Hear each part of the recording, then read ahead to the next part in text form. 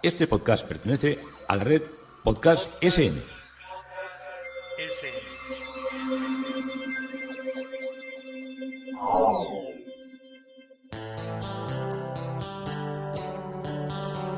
Historia con sentido. Un podcast realizado y presentado por Juan Carlos González.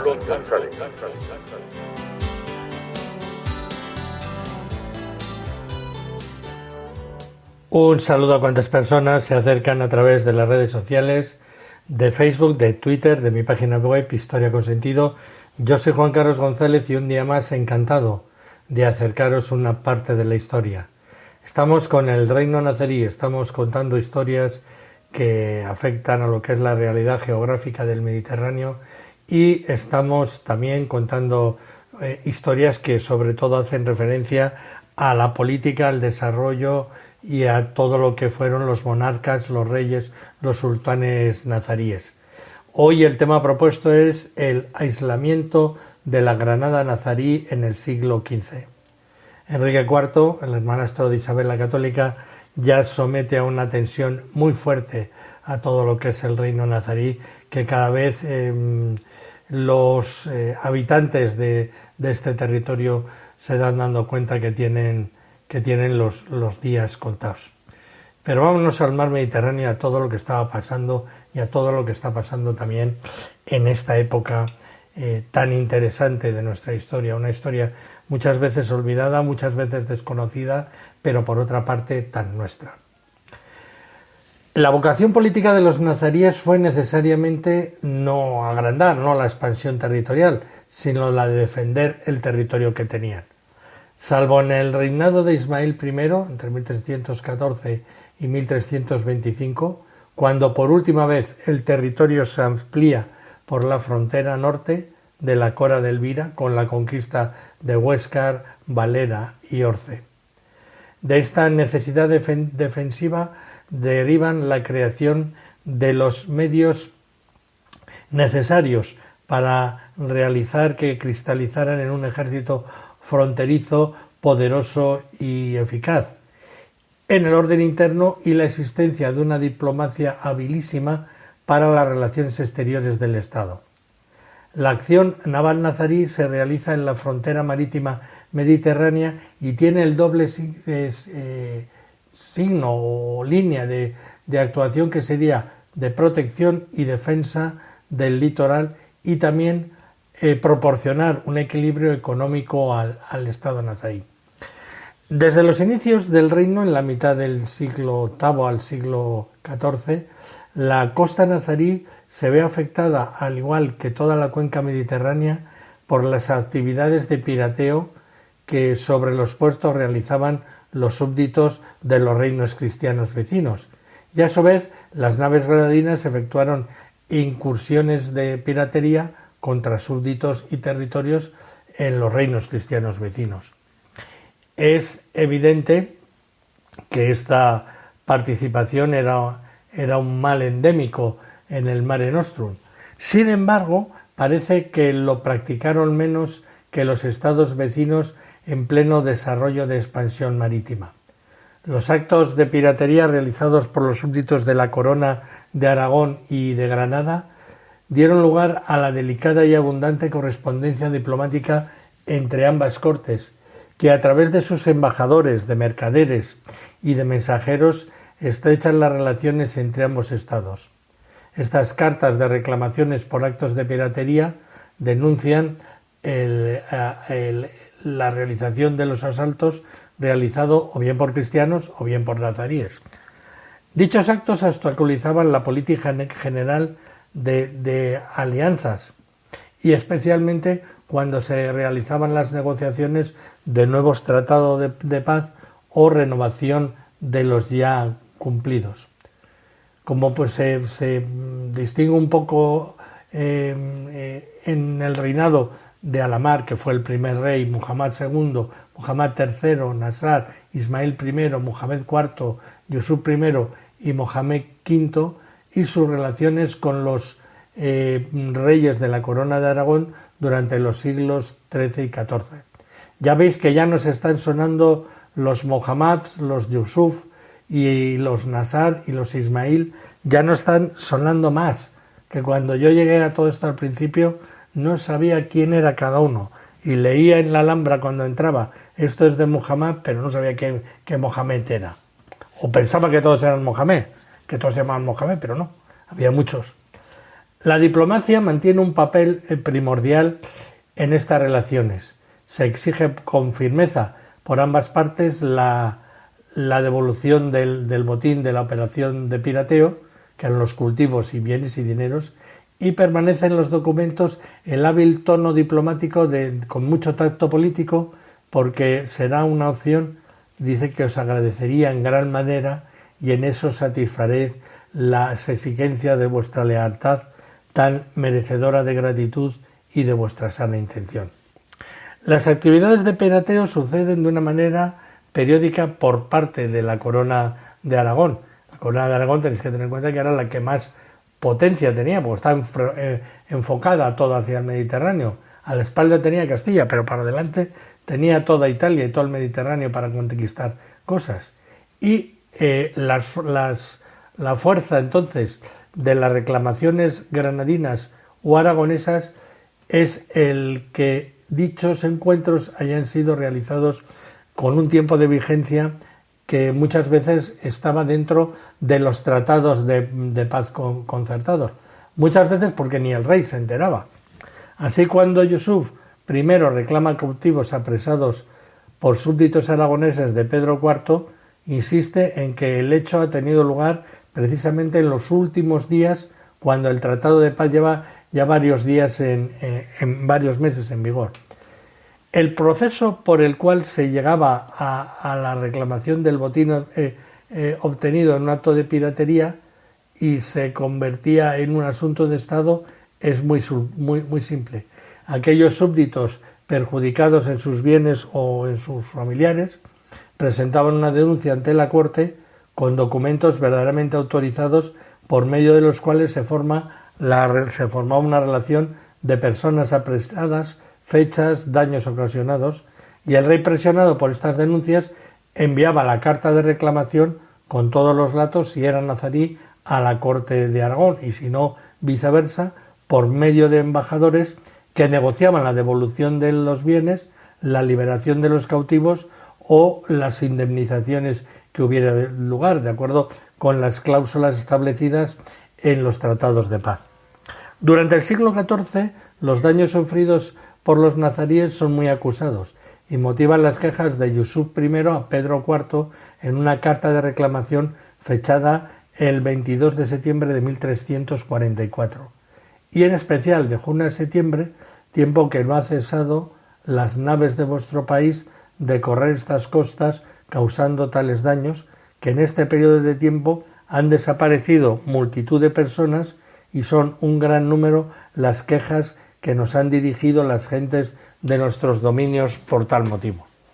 Un año más tarde continuaban las quejas granadinas por estas campañas en el mar, dirigidas principalmente por los gobernadores de los territorios cristianos, a la vez que en las cartas de reclamación oficial dirigidas desde la Alhambra a la corte de Pedro IV, el Yusuf I lo primero que hacía era decir: os deseo la paz y que escribáis a vuestros gobernadores que no cometan el atropello de armar barcos para realizar ataques contra nosotros por ningún motivo.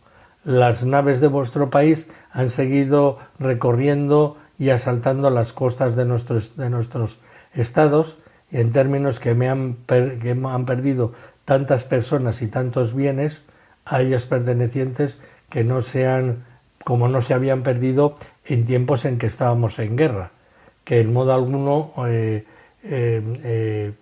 había relación entre las pérdidas que estaban produciendo los cristianos a los nazaríes, que a veces yo me imagino que lo hinchaban, ¿no?, para poder decir que estaban siendo muy por así decirlo, no, que realmente los asaltos eran bastante continuos, y las quejas de los pueblos del mar pues también serían quejas quejas intensas, voy a pensarlo. Pero vamos otra vez a... Como veis, esto estoy haciendo un reflejo de lo que estaba pasando más allá de lo que era, aunque tenía mucho que ver, pero más allá de la operatividad de conquistas, batallas que se iban produciendo en lo que era el reino nazarí y la lucha de frontera, la sucesión de cargos que estaba teniendo lugar entre el reino nazarí de Granada y ahora mucho, en gran parte, aunque Aragón también intervenía en lo que era la lucha de Castilla, en una punta de lanza y una obsesión que se había convertido sobre todo para el rey Enrique IV. Los castellanos se rehicieron durante el verano de 1462 a pesar de algunos reveses sufridos al principio de la campaña. El príncipe heredero de Granada, Abú Hassan Ali, ganó sobre Luis de Pernia, gobernador de Osuna, y Rodrigo Ponce de León, hijo del conde de Arcos, la batalla llamada del Madroño, no lejos de Estepa. En la región de Jaén, el condestable Miguel Lucas de Iranzo, este nombre siempre de Iranzo me recuerda mucho a un profesor que tuve yo de historia, Antonio John Iranzo, y luego cuando iba por Jaén y veía las calles dedicadas a este adelantado, me producía mucha sonrisa. Pero bueno, vuelvo a la historia. Iranzo atacó el castillo de las Arenas, donde fue rechazado, pero en julio llegó a saquear Aldeira y la Calahorra, en los alrededores de Guadix, y volvió a Jaén cargado con un rico botín y numerosos prisioneros, no sin antes haberse enfrentado cerca de Guadix con Alí al-Atar, un buen caballero de Loja que allí era venido por el mandado del rey de Granada a fin de guardar aquella ciudad y sus tierras. El 16 de agosto el duque de Medina Sidonia, don Juan de Guzmán, y el conde de Arcos tomaron Gibraltar gracias a la traición de un musulmán nazarí convertido al cristianismo. Gibraltar siempre nos da sorpresas, ¿eh? La fortaleza de Archidona cayó el 30 de septiembre en manos de don Pedro Girón, que era maestre de la Orden de Calatrava y de sus jinetes. En Granada, Saíd intentó liberarse de la tutela Abencerraje y en 1462 hizo asesinar a dos de los miembros más poderosos de los Banú Sarray, de los Abencerrajes, Yusuf y Mafari, que era su propio visir. Muhammad y Ali bin Sarrá huyeron a Málaga y se levantaron contra Saíd ad-Yusuf V, a quien aseguraron el apoyo castellano. Desde Málaga, Yusuf V ocupó toda la región occidental del Emirato y después Granada. En noviembre de 1462 firmó con Enrique IV una tregua que acabaría en mayo de 1463. Pero en noviembre de 1463 sus partidarios y él mismo tuvieron que huir a Íllora, mientras que Saíd volvía a tomar posesión del trono de Granada. Yusuf V moriría a finales del año 1463. En febrero de 1464, Enrique IV, que se encontraba en Écija, lanzó una expedición en la Vega de Granada a fin de imponer a Sáez nuevas negociaciones. La tregua fue concretada en Jaén en marzo de 1464 por una duración de un año. Estipulaba la libertad de comercio entre musulmanes y cristianos. En agosto, Saíd fue derribado por su hijo Abul Hassan, Alí, aliado de los Abencerrajes. El sultán depuesto fue enviado a Salobreña, donde según algunos murió, aunque según otros Saad fue encarcelado en la fortaleza de Moclín. El aislamiento del último estado hispano-musulmán, aprisionado entre el mar y el enemigo cristiano, se había dejado sentir en el Emirato nazarí desde el siglo XIV, incluso durante el reinado brillante que había sido el reinado de Mohamed V. Ibn al-Jatib llama la atención de sus hijos sobre la inestabilidad de los tiempos y la amenaza. Esto era una de las cosas que más estaban, por así decirlo, siendo una constante por la invasión cristiana que se iba introduciendo de una manera muy fuerte ya. Ibn Jaldún era presa de presentimientos relativos al declive del reino de Granada. Ibn Undail, autor de un tratado de guerra santa islámica, escribía a finales del siglo XIV que Al-Ándalus estaba aprisionado entre un océano impetuoso y un enemigo con unos armamentos terribles, y que uno y otro oprimen a sus habitantes día y noche. Ya lo estaban intuyendo. En el siglo XV los sultanes de Granada se dirigieron a sus correligionarios de Oriente con la esperanza de que estos últimos enviaran una expedición de socorro a los musulmanes de nuestro país. 2 misivas nazaríes han sido halladas en la Universidad de París, y en la primera, redactada en la Alhambra en 29 de septiembre de 1441, Mohamed IX pide la asistencia del sultán mameluco del Cairo a favor de los andaluces situados y amenazados por los cristianos. El poder del mensaje, el portador, el que lleva el mensaje, es el mercader granadino Muhammad al-Banjul, y sus compañeros quedaron deslumbrados por el ceremonial de la corte mameluca. Pero el sultán Said Yahmak al-Zahir rechazó la petición alegando la lejanía de la España musulmana, y se limitó a entregarles dinero, armas y suntuosos presentes. La segunda carta conservada en el manuscrito de París lleva fecha de enero de 1464. Los cristianos habían tomado Gibraltar y Archidona, y ante la gravedad de la situación el sultán nazarí Saad solicita una ayuda urgente por parte del mameluco Juskadán. Apenas tenemos información acerca del resultado de esta embajada. Los nazarís apenas podían contar con sus hermanos magrebíes, pues en los últimos días del reinado de Saad habían coincidido con la anarquía que desde 1458 dividía a Marruecos, donde el último sultán mariní, Abd al-Haq Uthman, había intentado en vano liberarse de la tutela de los regentes batasíes. El Muley Hacén de las crónicas medievales, Mulhacén, subió al trono de Granada en agosto de 1464. En los primeros años de su reinado, Abu Hassan, que es Mulhacén, hubo de afrontar la rebelión de su propio hermano, Muhammad ben Saad, que se sublevó en Málaga con la complicidad de los gobernadores de las provincias que le eran adictos.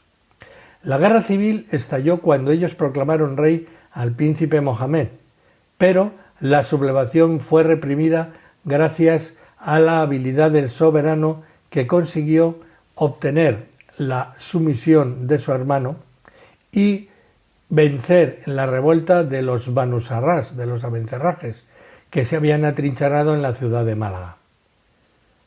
Abu Hassan Mulhacén ejerció contra ellos una feroz represión y mandó ejecutar a varios.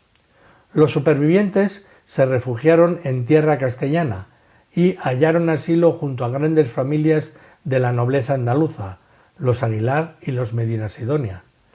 Allí permanecieron hasta 1482, fecha de la caída de Mulhacén. La Nudat al-Sar, relato anónimo marroquí de principios del siglo XVI, que refiere los últimos decenios de la dinastía nazarí, presenta a Mulhacén como un sultán enérgico, proclamó un imperio de los preceptos religiosos, atendió a mejorar el estado de los castillos y dio gran desarrollo al ejército, lo que determinó que los cristianos le temiesen y firmasen con él tratados de paz, tanto por mar como por tierra. Multiplicó la riqueza, aumentaron los víveres y bajaron los precios, y se extendió la seguridad pública por todas las tierras de Andalucía, y un bienestar general reinó durante este tiempo. Todo ello coronado por la acuñación de monedas de muy buena ley, o sea que había economía fuerte.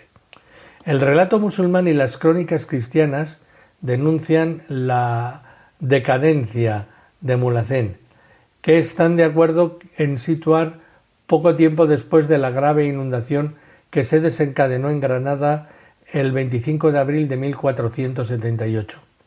A partir de entonces, el rey ya se entregó a los placeres y se divertía en compañía de cantoras y bailarinas.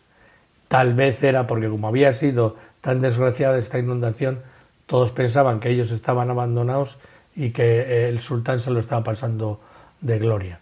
Desatendió el ejército, puso más impuestos, suprimió las pagas y los regalos que hasta entonces había concedido a sus nobles y caballeros, y muchos que acabaron en la indigencia se vieron obligados a vender sus ropas, sus armas y sus caballos. Y la crueldad de Mulhacén le llevó a ordenar la muerte de varios dignatarios que le daban buenos consejos y de notables andaluces. Según esta tradición, esta leyenda, las costumbres disolutas del sultán de Granada habían sido evocadas en el relato musulmán. Said había casado a su hijo Abul Hassan con la viuda de Mohammad XI, Fátima, hijo de Muhammad IX el Zurdo. Con esta unión esperaba sin duda llegar a una reconciliación entre las facciones andaluzas. De Fátima, Abul Hassan, Mulhacén, había tenido dos hijos, Mohamed, el Boabdil de las crónicas castellanas, y Yusuf. Pero una cautiva cristiana, Isabel de Solís, llamada Zoraida o Turaida, a partir de su conversión al Islam, tomó el ascendiente sobre el emir, que llegó a abandonar a su prima y legítima esposa.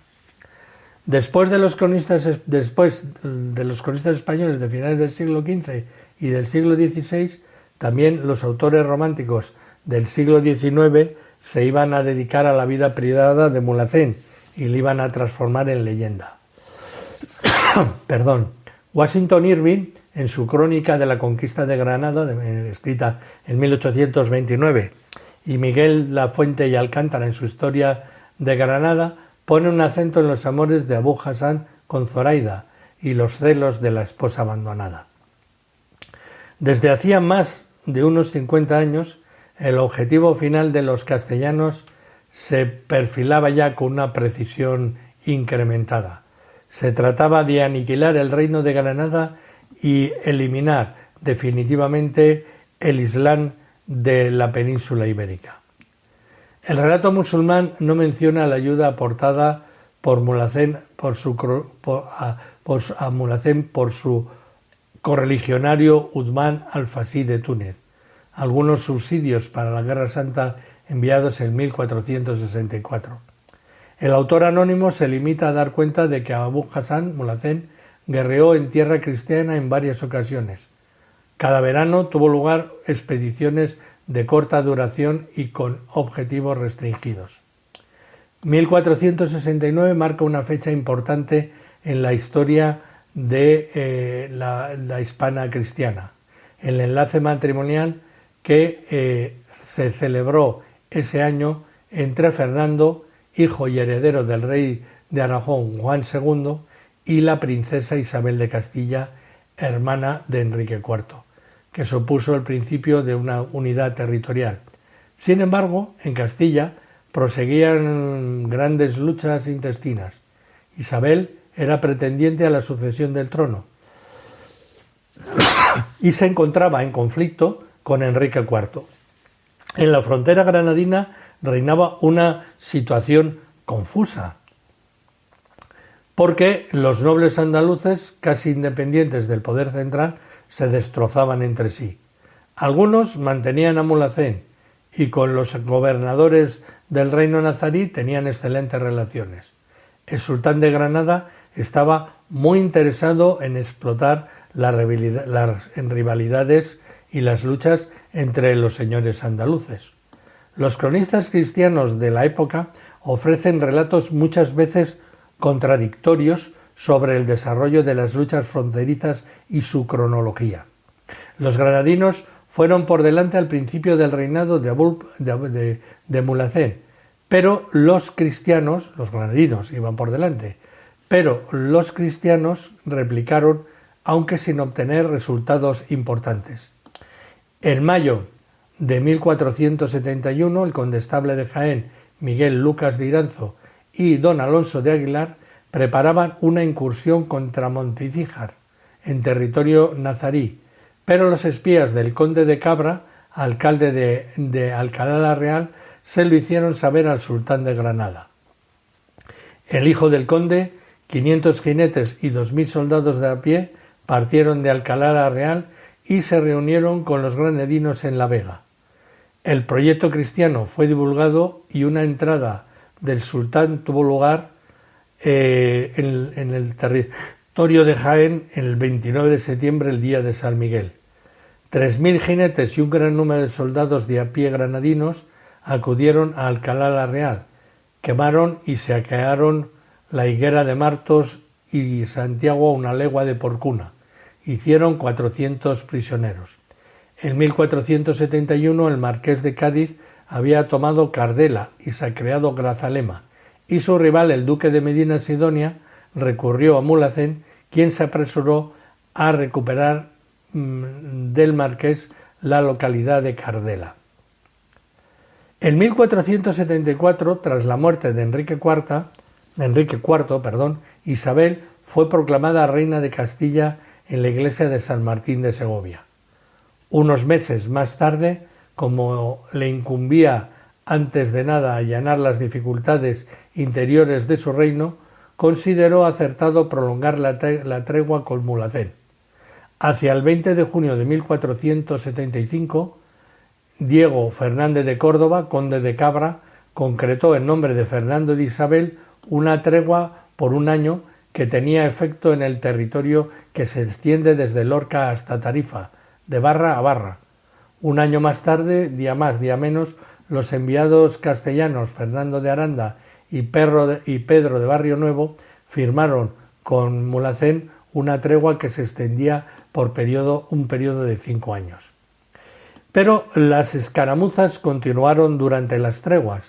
Mulhacén lanzó un audaz ataque contra Cieza, posesión de la Orden de Santiago en el Reino de Murcia. Quemó esta localidad desprovista de murallas. Se llevó a Granada 600 personas, según unos, y 2000 habitantes de Cieta, según otros, atados con cuerdas. El emir obligó a la población mudéjar del Valle de Ricote a seguirle a Granada, pero la expedición de Mulhacén a Cañete acabó en desastre. Tampoco los cristianos vacilaban en romper la tregua. Su táctica consistía en destruir las cosechas del adversario y en hacer prisioneros, en apoderarse de los rebaños. Y a finales de verano de 1477, el marqués de Cádiz, Rodrigo Ponce de León, se apoderó de Graciago, a una legua de Cardela, y la quemó. Mató allá 350 musulmanes y se llevó un gran botín.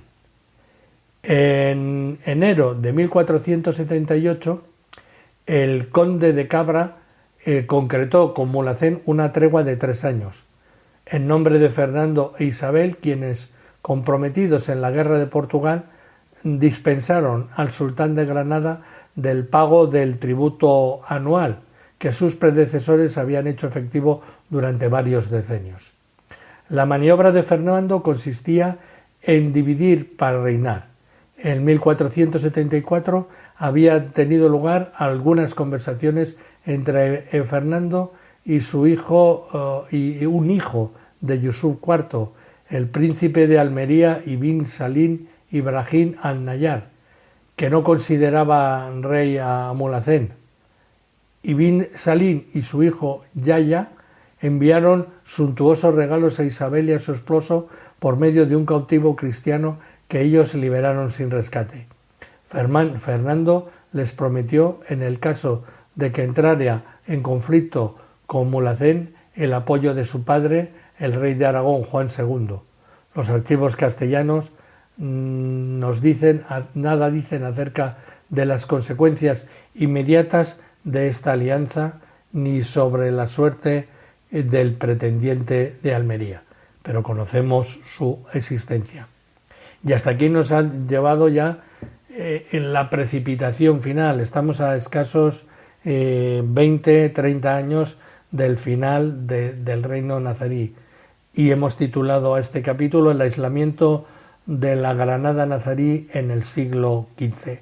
Juan Carlos González, Historia con Sentido, un día más encantado de acercaros una parte de la historia.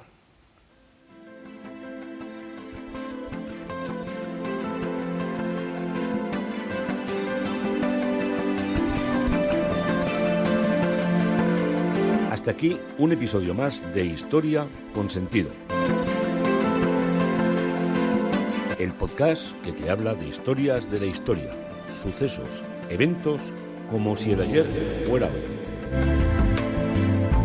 Síguenos a través de iTunes, Spreaker o iVoox. Contacta con nosotros por correo electrónico escribiendo a podcast@historiaconsentido.com. Nuestra web www.historiaconsentido.com. Y en Twitter nos encontrarás como @historiasentido. Este podcast pertenece a la red Podcast SMM.